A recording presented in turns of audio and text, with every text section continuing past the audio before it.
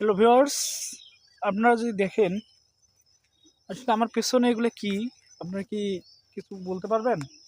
আসলে এগুলো কিসের গাছ? এই গাছগুলো মূলত যারা আপনারা গ্রামে থাকেন বা কৃষক পরিবারের ছেলে তারা অবশ্যই চিনবেন। এগুলো মূলত হচ্ছে ভুট্টার গাছ, এবং ভুট্টা কেমন আপনারা অবশ্যই জানেন।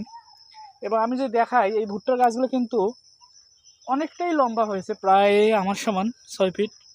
কিন্তু দেখা যায় যে এই ভুট্টার গাছগুলো কিন্তু ভুট্টা উৎপাদনের জন্য তৈরি করা হয়নি।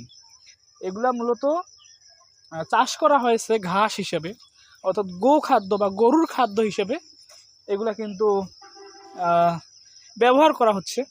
আপনারা হয়তো আমার কথা নাও বিশ্বাস করতে পারেন, কিন্তু আমি যে আপনাদের দেখাই যে আসলে দেখেন এই জায়গায় আপনারা কি দেখতে পাচ্ছেন, এই যে এই দেখেন ভুট্টার গাছগুলোকে কাটা হয়েছে, ঠিক আছে? ভুট্টার গাছগুলোকে কাটা হয়েছে এবং এই গাছগুলোকে কিন্তু গরুর খাদ্য হিসেবে ব্যবহার করা হচ্ছে। তো ভিউয়ার্স, কেমন লাগলো ভিডিওটি অবশ্যই কমেন্টে জানাবেন।